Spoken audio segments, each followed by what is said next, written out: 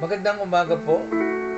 Andito na naman po yung kaibigan, Pastor Greg Pagulayan, na inyo po makakasama sa umagang ito sa ating morning devotion and prayer. Ngayon po ay kalimang araw ng Setyembre, araw ng Martes. At tayo po ay patuloy na magpasalamat sa Panginoon sa kanyang kabutihan na patuloy na ipinadadama sa atin, sa kanyang pag-ibig na patuloy na binubuhos sa atin, sa kanyang patuloy na pagkalinga. So, bago po ang lahat, punta muna tayo tayo po ay sumamba sa ating Panginoon at magpuri at patuloy nating ideklara na walang mahirap sa Kanya dahil Siya ang Diyos na makapangyarihan. At sasamahan po tayo ngayon ng ating kaibigan si Pastor Boy Bendelmaro.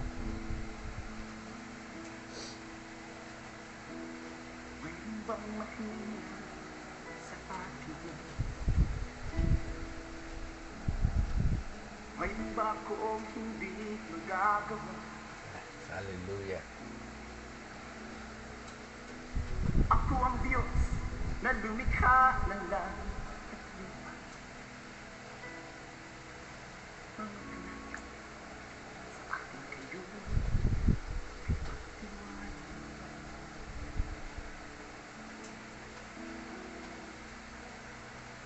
May ibang mahirap sa akin.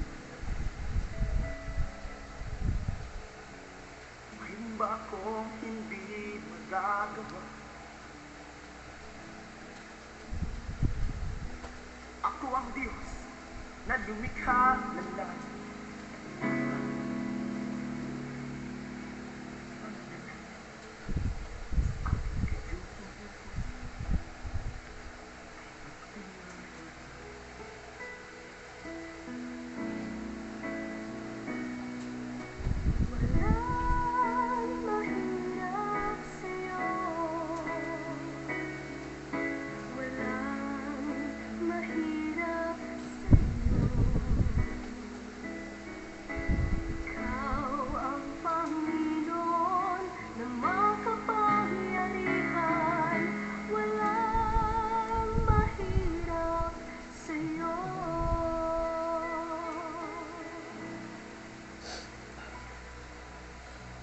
Panginoon, Diyos na makapangyarihan sa lahat, inihayag ng aming mga lahat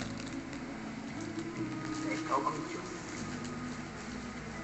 na may likha ng langit at lupa. Ikaw noon, ngayon, bukas at magpakailanman. Diyos na di nagbabago, Diyos na handang magpala, magpagaling, magpalaya at magligtas. Panginoon, isang pa sa oras na ito, ang grupo mo, ang iyong mapagpalang pangalan, ay yung patutunayan na walang mahirap sa iyo. Pag-uusong lumago ako, ang iyong kapangyarihan sa lahat ng nangangailangan at isisigaw namin, kung kaya't sasabihin namin, walang mahirap sa iyo. Walang mahirap sa iyo. Ikaw ang Panginoon na makapangyarihan. Walang mahirap sa iyo.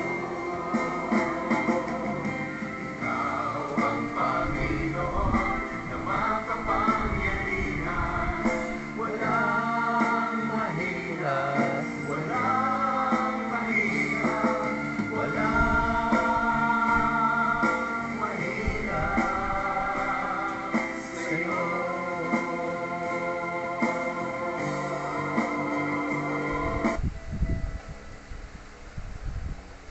May iba akong hindi magagawa.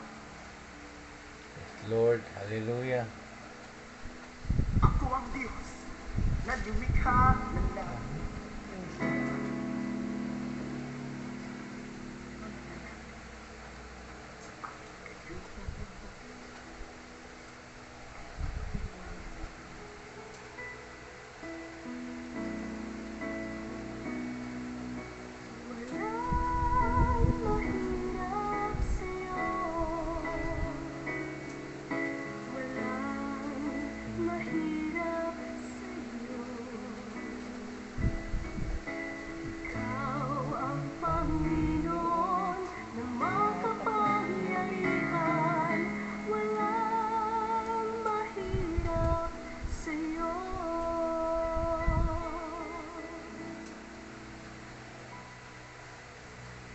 Panginoon, Diyos na makapangyarihan sa lahat, inihahayag ng aming mga labi na ikaw ang Diyos na may likha ng langit at lupa. Ikaw noon, ngayon, bukas at magpakailanman. Diyos na di nagbabago. Diyos na handang magpala, magpagaling, magpalaya at magligtas. Panginoon, minsan pa sa oras na ito, ang ibo mo, ang iyong mapagpalang pangalan, ay yung patutunayan na walang mahirap sa iyo. Panginoon, lumago ako. Ang iyong kapangyarihan sa lahat ng nangangailangan at isisigaw namin kung kaya't sasabihin namin, walang mahirap sa iyo. Walang mahirap sa iyo. Ikaw ang Panginoon na makapangyarihan. Walang mahirap sa iyo. Ikaw ang Panginoon na makapangyarihan. Walang mahirap, walang mahirap, walang mahirap sa iyo.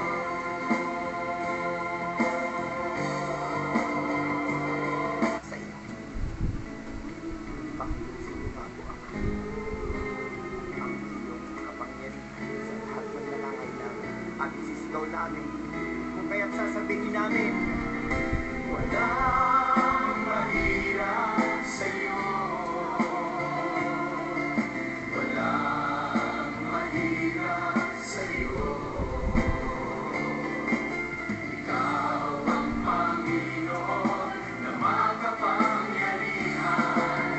Walang mahirap sa iyo. Ikaw ang Panginoon na makapangyarihan. Walang mahirap, walang mahirap, walang mahirap sa iyo.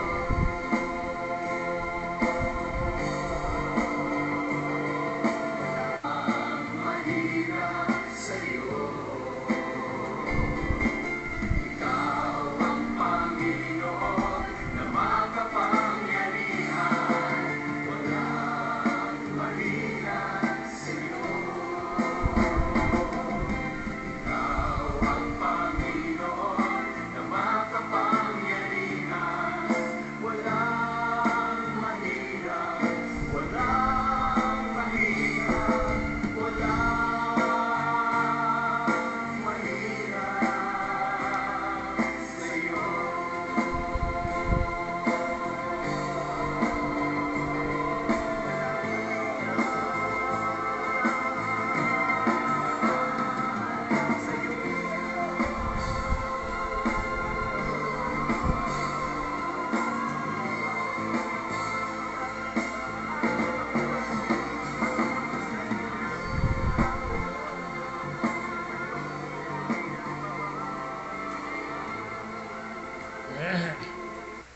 Tunay nga na walang mahirap sa ating Panginoon dahil sa ang Diyos na makapangyarihan. So, ito umaga pong ito, bago ang lahat,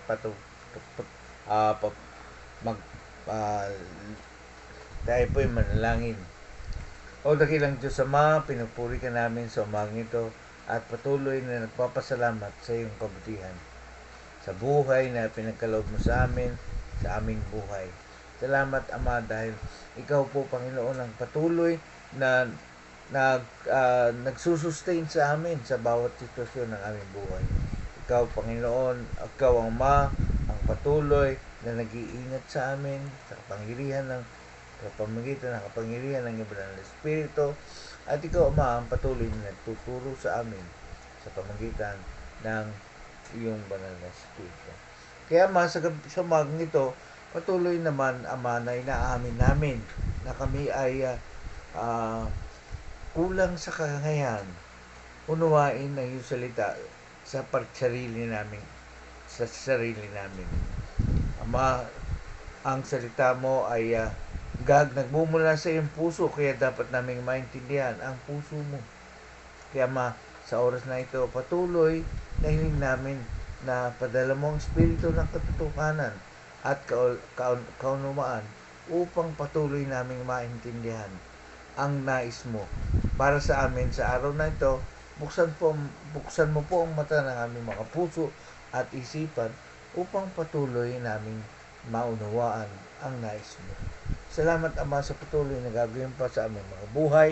Salamat sa mga biyaya at pagpapalang matatanggap namin sa araw na ito mula sa iyong salita, at patuloy na ang kalakasan at masunod namin o masunod namin ang iyong salita, at patuloy na ikaw po ang mauluwalhati sa aming mga buhay. Salamat po, Ama. Ito pong dalangin namin sa pangalan ni Jesus. Amen.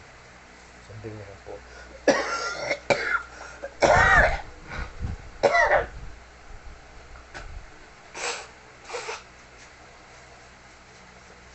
Yan.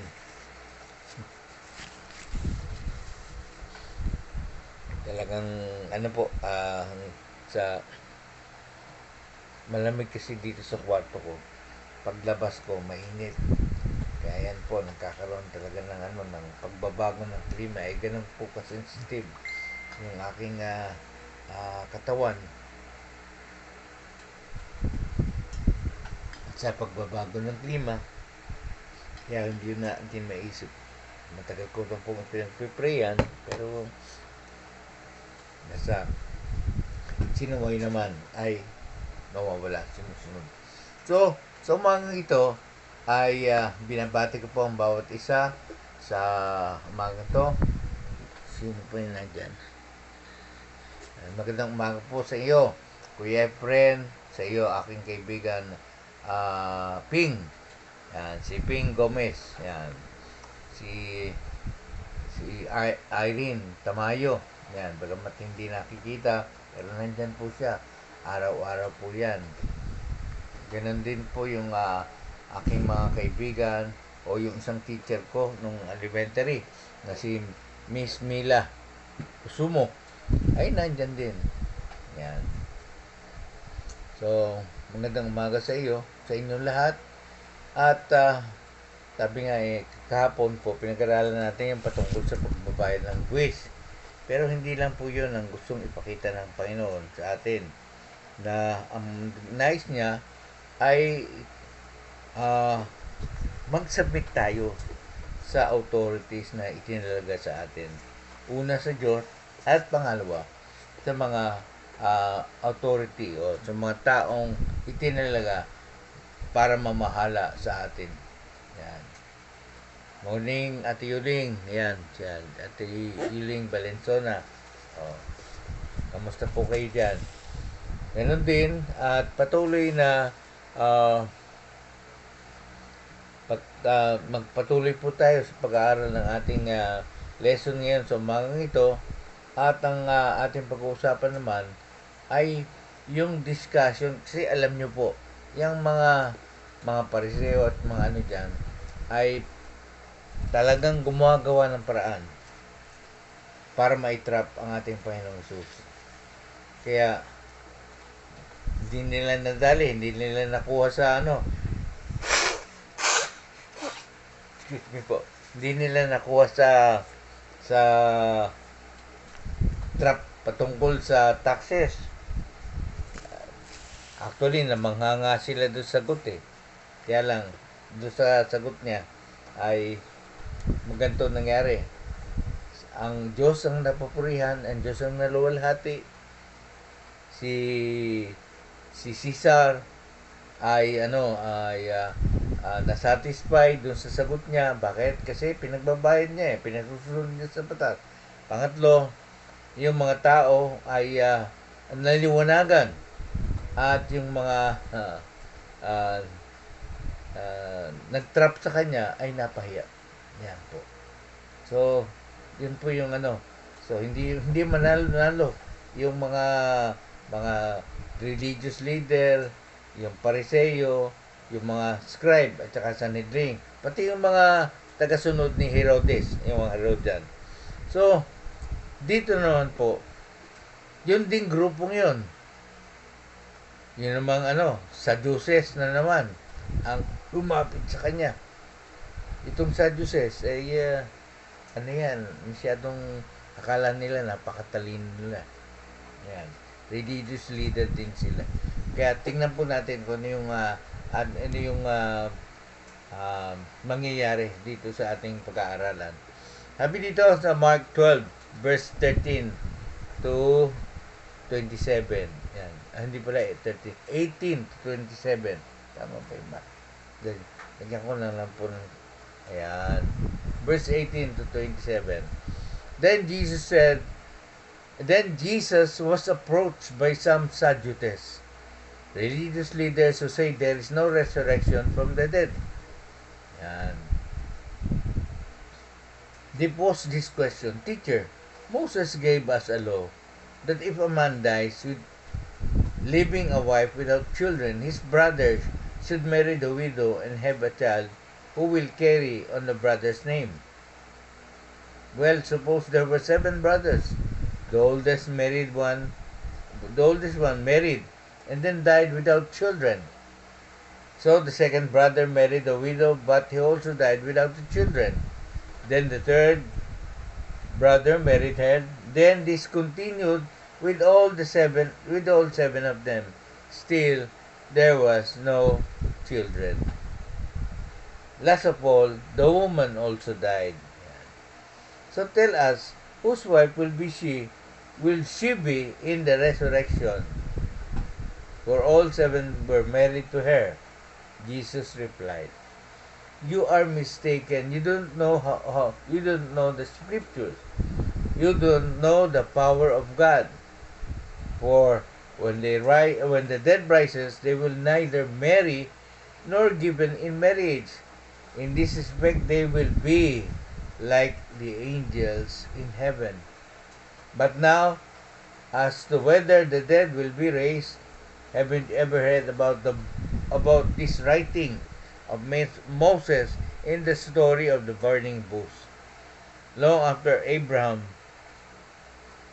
Isaac, and Jacob had died, God said to Moses, I am the God of Abraham, the God of Isaac, and the God of Jacob. So He is the God of the living, not the dead. You have made a serious error. Yan po. Purihin po ang Panginoon sa pagkakabasa ng kanyang salita. So makikita po natin na dito sa eksenang ito, yan, eksena, matatawag na po natin eksena. Dito sa eksenang ito, ay talagang gumagawa ng paraan yung mga religious leader. Ngayon, bukod doon sa religious leader, nandun din ito naman, humarap yung Sadducees. Sino ba yung mga Sadducees? Siyan po yung akala nila, napakagaling na nila. Yan. Kaya nga, kung titignan po natin yung tanong nila ay, ano ba sa Tagalog ng ridiculous? Parang observe, o di kaya, observe, English din yan. Kumbaga, yung parang hindi makatotohanan. O magulo. Yan. O walang patutunguhan. Yun. Ridiculous. Yan. So, ano po ang tanong? Lumapit yung Sadducees. Sino ba sila? Mga religious leader. At sila yung mga taong hindi naniniwala sa resurrection of the dead. Yan. Hindi sila naniniwala doon. Yan. Kaya nga, binigyan pa, naglagay pa sila ng foundation from the scriptures. Alam niyo, yung mga taong gumagamit ng ganun, nagpupundasyon para sa scriptures para i-twist. Kaya nga, kung titingnan po natin, ingat po tayo. Ingat po tayo sa mga taong nagtutwist ng salita ng Diyos. Titingnan po natin, ang salita ng Diyos ay ginagamit nila para sa sarili nilang kapakanan o para ipagtanggol yung mali nilang pananaw. Kaya nga sinasabi, marami pong bulaang propeta o bulaang mangangaral. Yan po yung isang sitwasyon na gustong ipakita sa atin ng Panginoon. Kaya kailangan po tayong mag-aral ng salita ng Diyos. Bakit po? Kung hindi natin alam yan, pwede siyang, ay, oo nga, no. Sinabi doon sa Old Testament eh. Pero ang twist po doon, ang pangnilang dito, ay dahil yung kanilang pinanggagalingan ay yung kanilang pananaw na wala ng resurrection. Ngayon, kung may resurrection, sabi nila, kung may resurrection, sino doon sa 7 asawa ang asawa nung babae, naging byuda? Sino sa 7? Dahil 7 silang nag-asawa eh. 7 yung naging asawa nung yan po yung tanong. Kaya nga sabi ni Jesus, you are in error because you don't know the scriptures. Yun po yung isang bagay na dapat nating maintindihan. Na yung pananaw at pangunawa natin sa salita ng Diyos ay magdadala sa atin sa kamalian. Yung maling pananaw at yung pag-interpret ng salita ng Diyos sa sarili nating pananaw. Kailangan po i-interpret natin at nawain natin ang salita ng Diyos ayon sa perspektibo ng Diyos. Kaya nga sabi nga, yung salita ng Diyos ay hindi nagko-contradict. Sabi nga doon sa itinuro ko, doon isang araw doon sa aming lesson na tinuro ko, na ang Bible ay 66 books yan. Pero iisa ang tema. Sinulat ng 40 tao sa magkakaibang panahon at sa 3 kontinente. Pero iisa po ang sinasabi. Kaya nga kung hindi natin babasahin at uunawain ang salita ng Diyos sa pananaw at perspektibo ng Diyos, maliligaw po tayo. Kaya nga dito sabi ni Jesus, you are in error. Yan. You are in error.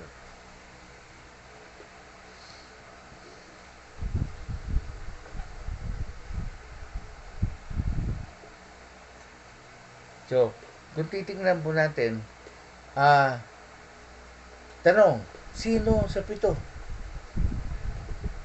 Kaya nga sabi ni Jesus, hindi ganyan ang pangyayari doon sa pag nagkaroon sa resurrection. Yan. Bakit? Kasi gustong itama ni Jesus ang misconception. Ang hindi nila pag-unawa. Siyempre, itong mga Sadducees, ang sabi nila ay walang resurrection. Yung iba, naniniwala sa resurrection, pero magkakaiba ng conception, misconception. So, ibig sabihin, dito sa aral na to, itinatama ng ating Panginoong Hesus yung pananaw ng mga tao. Itinatama. Kaya nga sabi dito, you are mistaken. Your mistake is that you don't know the scripture. Yan. Nagkakamali kayo dahil ang mali nyo ay hindi nyo alam ang mga nakasulat sa salita ng Diyos, the scriptures. At hindi nyo alam ang kapangyarihan ng Diyos. So, ibig sabihin, ang salita ng Diyos ay may kapangyarihan.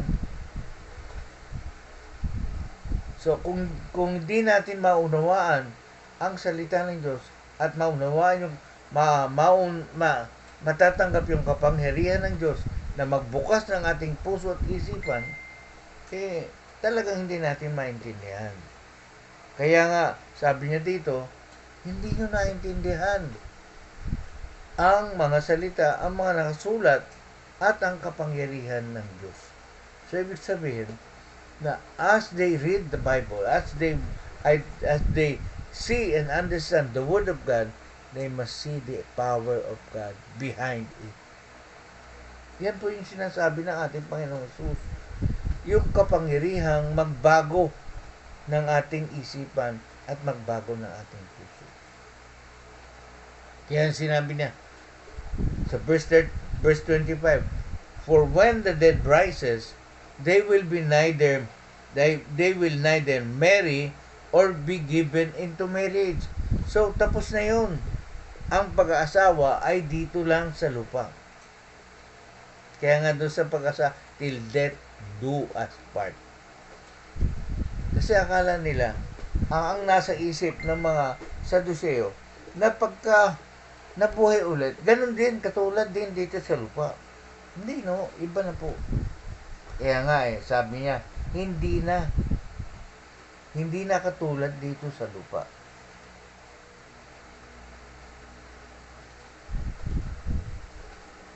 Hindi na katulad dito sa lupa. Ang prinsipyo ay pag nabuhay na muli ang taong namatay, hindi na sila wala na yung asawa. Anong sabi? Anong sabi? Jesus showed that in the age to come, our life will be live on a complete different principle and dimension that we can't imagine.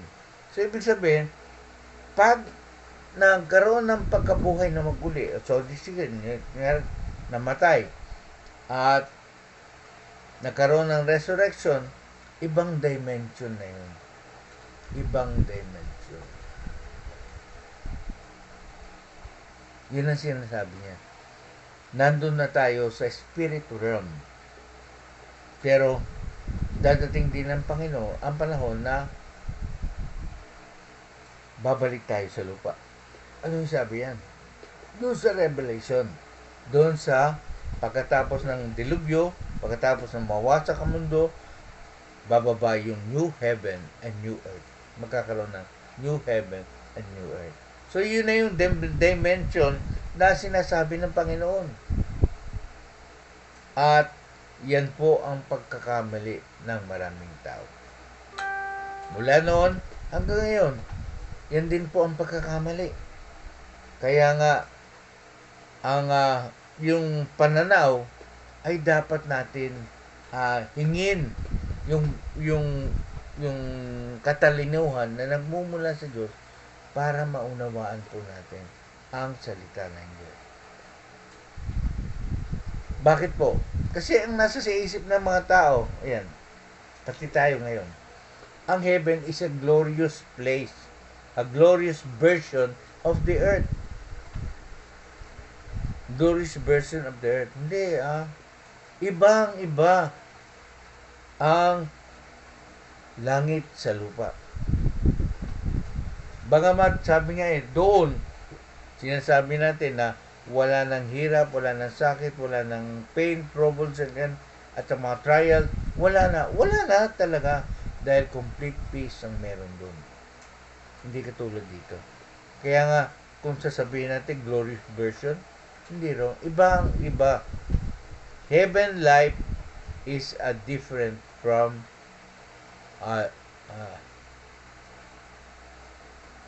heaven's life is of a different order altogether. So, ibang-iba. Ibang-iba ang sitwasyon doon sa langit. Kaya nga sabi niya, katulad ng mga o parang mga anghel. See? Parang mga anghel na nararanasan yung kabutihan, yung presensya, yung pag-ibig ng Panginoon. Kaya nga sabi niya, namamali kayo. dahil hindi nyo alam ang salita ng Diyos at ang kanyang kapangyarihan. Patuloy na ipinapaliwanag ni Jesus yung maling pananaw ng mga Sadducees. At ganoon din tayo sa ating ngayon. Yung maling pananaw natin sa langit. Kaya nga, sa aming mga seminar, sa aming mga seminar yan, minsan, yung aming trainer ay sasabihin niya sa mga pastor, isulat nyo nga o ilarawan nyo nga yung ano ang meron sa langit. Yan. So, makikita po natin, ang dami nilang idea. Ang dami nilang idea. Bakit ko to? Yun ang perception nila eh. Isa pa ring tanong, ano ba ang makikita mo sa isang transformed community? Yan. O di, susulat na naman, kukwento na naman. So, makikita po natin, yun na yung pananaw nila.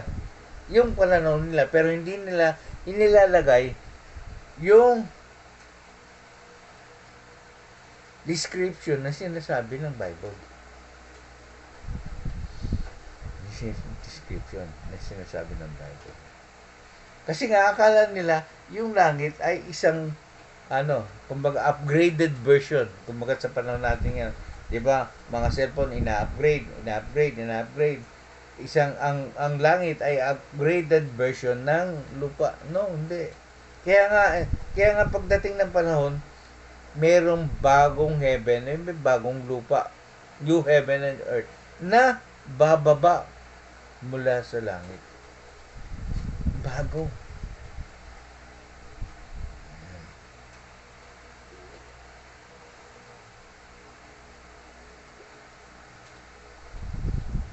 Kaya nga, ang sabi ng Panginoon, namamali kayo.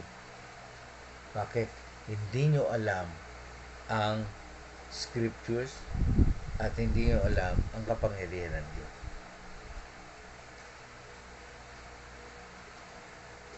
Bakit po? Bakit ganun?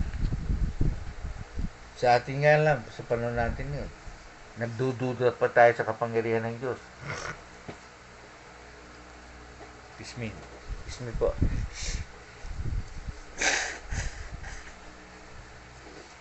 Nagdududa pa tayo sa kapangyarihan ng Diyos. Bakit? Yung sinabi ng Panginoon na sa kanyang salita, sa pamamagitan ng mga latay at sugat ng ating Panginoon, ito tayo pinagaling. Wala tayong ginawa kundi pakiramdaman yung ating sarili. Tapos sabihin natin, wala naman nangyayari. Doon sa ganung pangyayari, doon tayo magtiwala na walang nangyayari, wala tayong nakikita. Pero, doon, tinetrain tayong magtiwala. Bakit? Sabi nga anong sabi dito sa Proverbs chapter 3, verse 5 to 7? Trust in the Lord. Do not lean on your own understanding. Commit your ways to the Lord and He will direct your path. So, ibig sabihin, magtiwala tayo sa Panginoon na merong ginagawa. Bakit po? Ang daming pangako ng Panginoon na tinupad niya sa bayan ng Israel. Mula pa noon hanggang ngayon, lahat ng pangakong yan ay tinutupad niya. See, mula pa kay Abraham, yung pangako niya kay Abraham, hanggang ngayon, nangyayari. At yung mga sinabi niya sa Israelite, noong sila'y isang bayan na, yung mga blessing and curses ay nangyayari. Bakit po? Bakit nangyayari yung sakupin ng Israel ng mga foreign powers mula pa noon hanggang ngayon? Pinagkakaguluhan pa rin ng Israel. Bakit po? Kasi hindi nila sinunod yung bilin at mga prinsipyo o yung mga utos ng Diyos na ibinigay sa kanila. Bakit yan nagkaganon ng buhay nila? Pero kung titingnan po natin, ang katapatan ng Panginoon sa kanila, ay gayon na lamang. Bakit? Kasi ipineserve ng Panginoon, ng Diyos, ang kanilang bansa. Nabura na nga sa mapa ang Israel eh. Wala na. Pero itinayo ulit, nabuo ulit. At hanggang ngayon, kahit anong gawin ng mga bansa sa paligid niya, ang proteksyon ng Diyos ay nandun.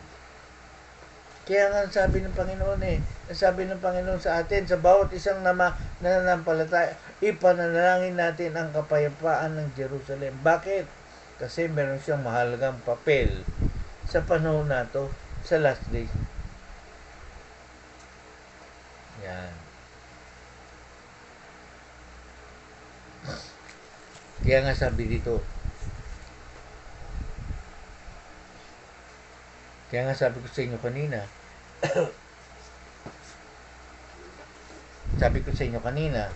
ay akala ng mga Sadducees ay sila na yung pinakamagaling.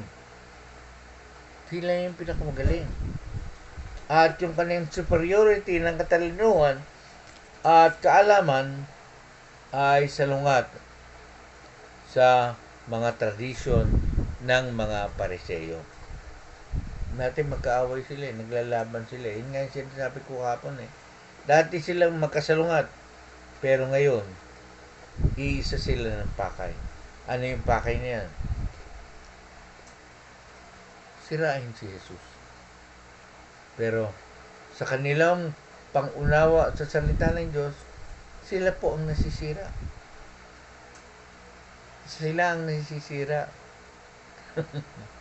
Ganyan po ang wisdom ng ating Panginoon. Kaya nga kung titignan po natin, ay sa ating pag-aaral ng salita ng Diyos, kailangan patuloy na humingi po tayo ng gabay at tulong mula sa Banal na Espiritu para maintindihan natin to. Kasi kung babasahin natin to ng pagganun lang at i-interpret natin ng sarili natin, sabi nga ang Bible mismo ang nag-i-interpret ng kanyang sarili salita. The Bible interprets itself. The Bible, pag binasa mo ang Bible, alam mo makikita natin. Ito yung istorya ng Diyos patungkol sa Diyos. Hindi sa atin, hindi tungkol sa atin, kundi tungkol sa Diyos. At yung story niyan ay para sa atin. Para sa atin. Para maunawaan natin ang laman ng puso ng ating Panginoon. Ano ang laman ng puso ng Panginoon? Sabi sa sinulat ni Pedro, hindi ko matandaan kung first or second, sinulat ni Pedro, siya ay patuloy na nag-aantay ng lahat ng tao ay magbalik loob sa Kanya.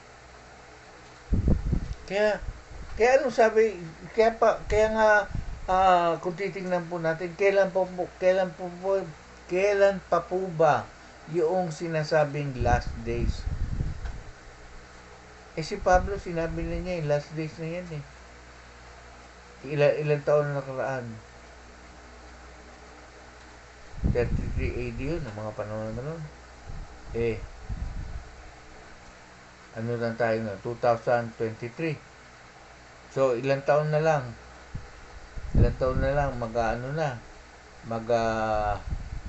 mag-anniversary na. 2033. So, ilang taon na yun? 2,000 taon din. Kaya nga sabi nga doon sa ating, ito sa sinabi ko kanina, sinulat ito ng 2,000 taon nang nakaraan. Ng ilan? 40 manunulat. At sino-sino yung mga sumulat na yun? Meron dong mga pare. Meron dong engineer. Sino ba yung engineer? Si Moses. Meron dong pangalan to. Magsasaka. Meron dong anong tawag to? mga shepherd, yan, pastor, pastol, ganon. Meron dong mga, ano ba yun, mga hari, merong mga scholar, yan.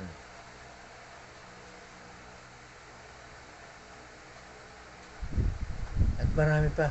May doktor, merong fisherman, yan, may fisherman, sino ba yung mga fisherman na yan?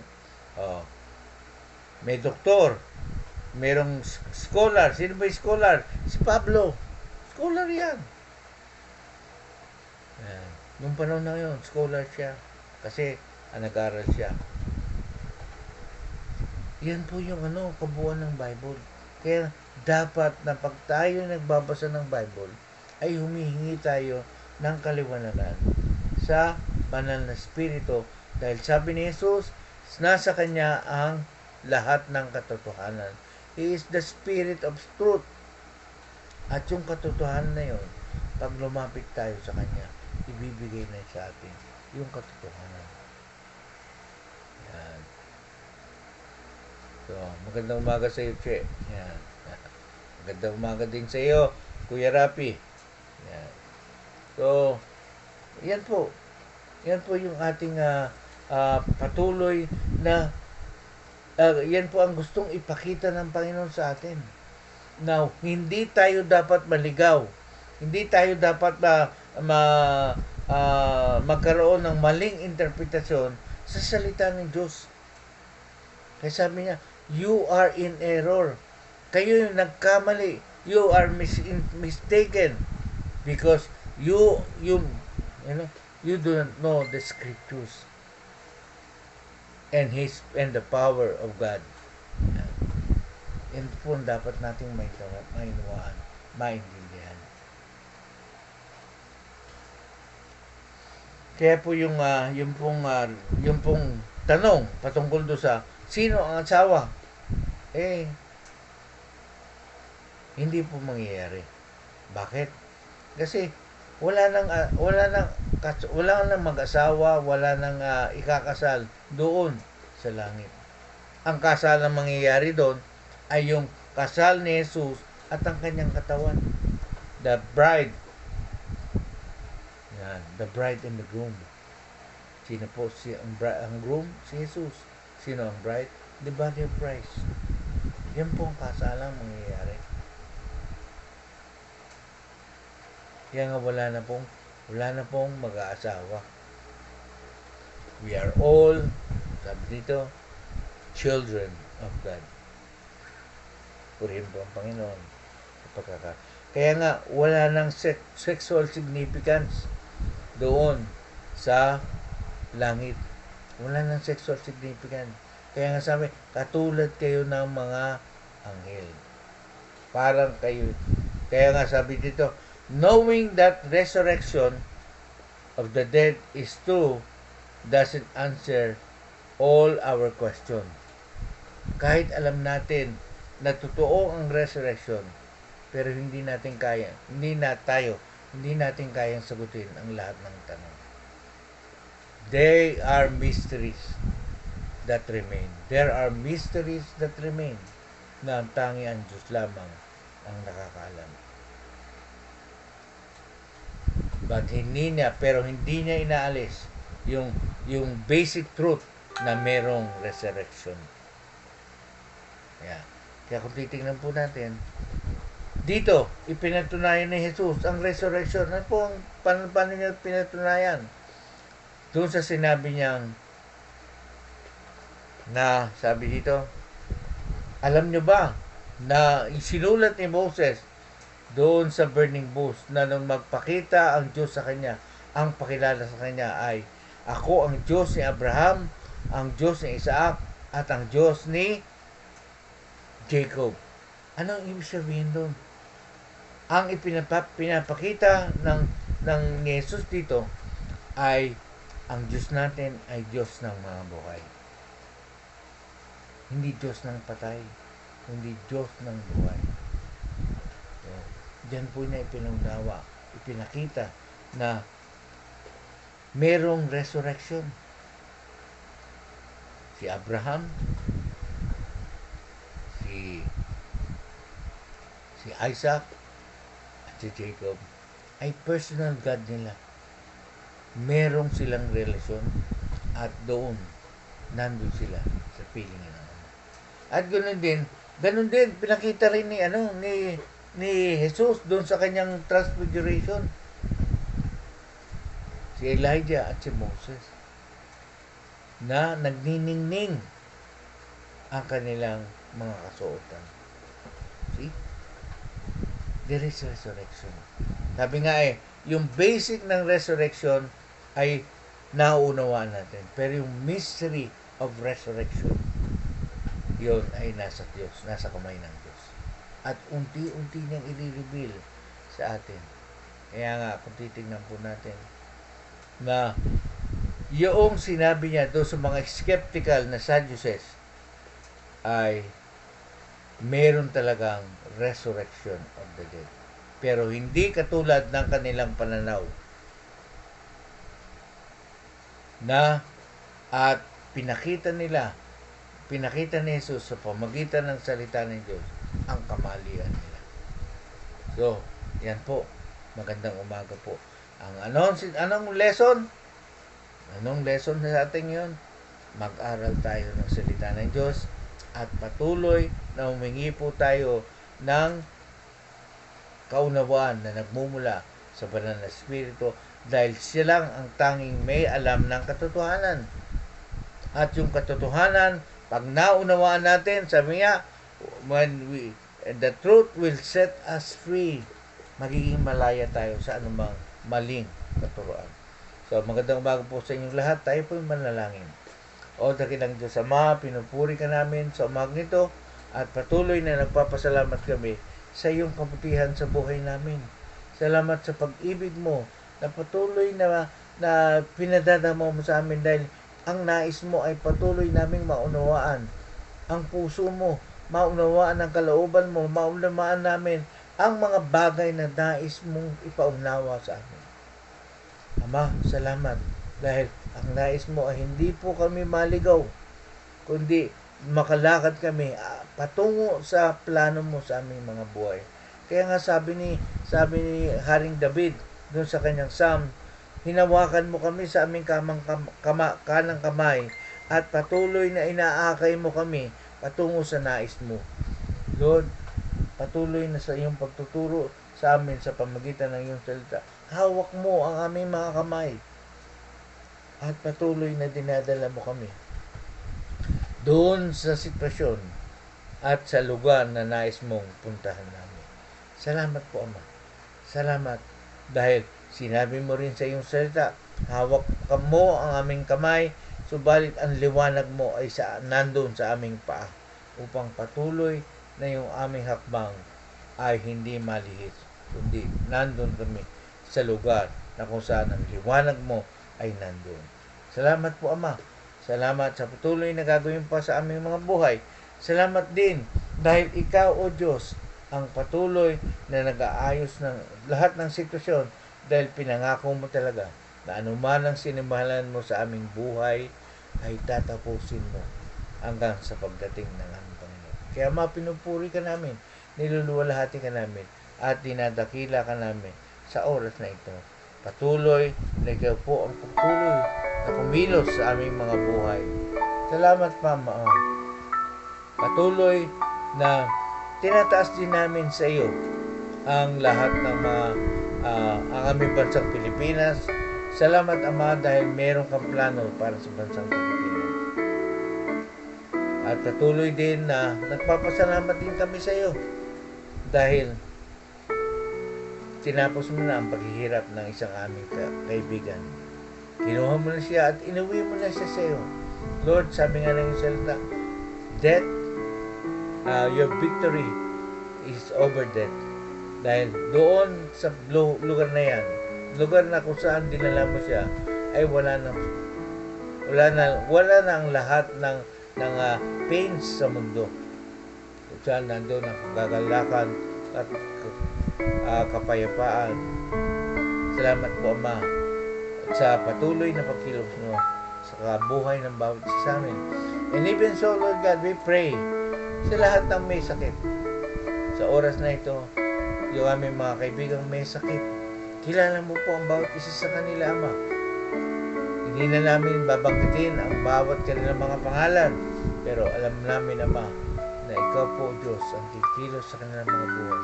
Ipapakita mo ang kapangyarihan mo sa kanila, ang iyong pag-ibig, ang iyong concern, dahil hindi mo kalooban na sila po ay magkasakit. Ang kalooban mo ay maging malusog sila at patuloy na magawa nila ang kanilang tungkulin sa iyo, ang kanilang ang pagkakatawag mo para sa kanila. At patuloy ulit yan na pag natapos nila ang lahat ng pinagagawa mo, ay doon kukunin mo na sila. Salamat po, Panginoon. Salamat sa pag-ibig mo. Salamat sa patuloy na gagawin pa sa bawat isa sa amin sa umagang ito. Salamat din sa patuloy na pagkilos mo at paggawa mo sa buhay ng aming mga mahal sa buhay.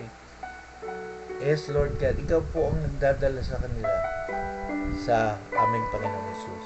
Sabi nga ng sabi na yung mga pangalang ibinigay ng aming Ama, na ibinigay mo sa aming Panginoong Hesus.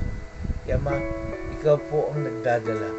Ikaw po ang tumatawag at nagdadala sa aming Panginoong Hesus upang patuloy na lumapit ang bawat isa sa Kanya.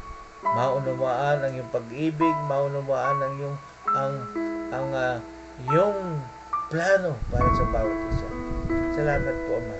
Salamat sa gagawin mo sa buhay ng aming mga mahal sa buhay, sa aming mga kapatid, aming magulang, aming asawa, mga anak, at ganoon din sa aming mga kamag-anak. Salamat, Ama, dahil mahal mo rin sila. At ganoon din, patuloy din namin itinataas ang lahat ng mga namumuno sa aming bansa, mula sa aming presidente hanggang sa pinakamababang barangay captain.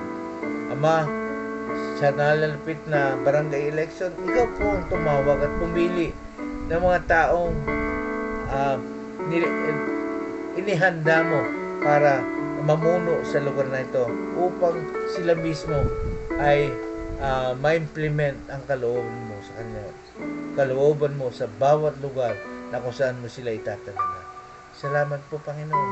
Salamat dahil meron kang dakilang plano sa panahon na ito at ang nais mo, ang bansang Pilipinas ay patuloy na maging hiwalay o separate o banal, at ganoon din maging masaganang bansa na patuloy na magpapatotoo ng iyong kabutihan. Salamat po, Ama. Salamat sa gagawin pa sa aming bansa at patuloy na idinadalangin ko rin ang aking mga kasama sa umagang ito. Ikaw po, O Diyos, O Ama, ay ang Diyos na hindi nagpapabaya. Sabi nga nung aming inawit kanina, walang mahirap sa iyo. Kaya mong ayusin, kaya mong tugunin ang lahat ng sitwasyon ng aming buhay. Kaya Ama, salamat po. Salamat dahil binigay mo sa amin, binigay ng aming Panginoong Hesus yung pangako niya sa Mark 11 verse 24 na pag kami lalapit sa Ama sa panalangin, panampalatayanan na namin na tinugon mo na ang aming panalangin at ang lahat ng ito ay matatanggap namin. Dahil yan po ang pangako ng aming Panginoong Hesus. Salamat po, Ama. Ito ang dalangin namin sa pangalan ni Hesus. Amen at amen. Ganon din, patuloy na sa umagang ito, nagpapasalamat po ako sa bawat isa na nandyan. Yan. Maaaring hindi ko nakikita ang inyong mga pangalan, pero nakita ko po yung inyong mga comment o mga reaction. So, maraming salamat po sa inyong patuloy na pagsubaybay sa ating programa. Ito pong ating programang ito ay mula Lunes hanggang Linggo, alas 5:30 hanggang alas 6:30 ng umaga.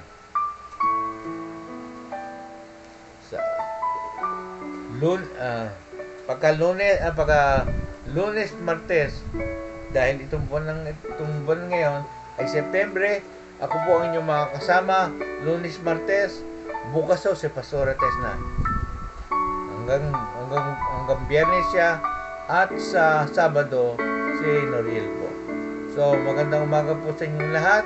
Ito po ang inyong kaibigan, At patuloy kong inaanyahan po ang bawat isa na i-like at i-share po itong ating mga video sa ating Facebook page. At ganun din, meron tayong YouTube. Itong ating programang to ay simulcast po sa YouTube.